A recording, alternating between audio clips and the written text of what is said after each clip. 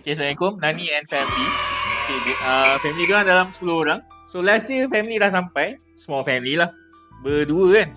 Okay, Alhamdulillah tahun ni datang dengan baby dan family besar ni. Okay, apa yang membuatkan datang balik untuk second time? Okay.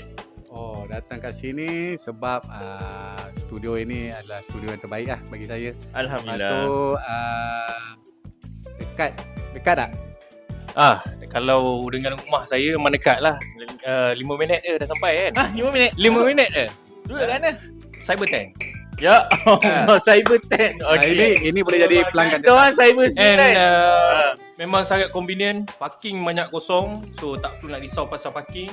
Sampai Against Witten, cari parking memang merata. Kena naik je tingkat 6. Okey, untuk pengalaman pertama, Okay, Alhamdulillah pengalaman pertama kita orang kat sini steady.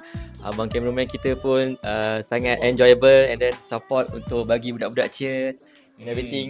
Tempat bagi saya Alhamdulillah sangat memuaskan. Tak perlu rushing pun, semua okey. Cameraman memang banyak bantu kita.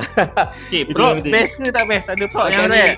Setakat ni prop memang best. Kita paling suka lemang lah. Okay, Sebab kita lemang tengah dia lapar. ada yang RM5, 15 dengan 20. Ya, betul. Ambil RM20. Ambil RM20. payung tu utama Payung. untuk perempuan lah. Payung Untuk memang perempuan. diimport daripada Pekan Rabu Dia tak ada jual kat Shopee. Okey, untuk you all di luar sana, datanglah The Cake and Co. Okay, baik. Okay, Yeah. terima kasih. Thank you, The Cake and Co. Selamat Hari Raya Maaf Zainal Raya. Batin. Thank you. Wah, best. Thank you, man.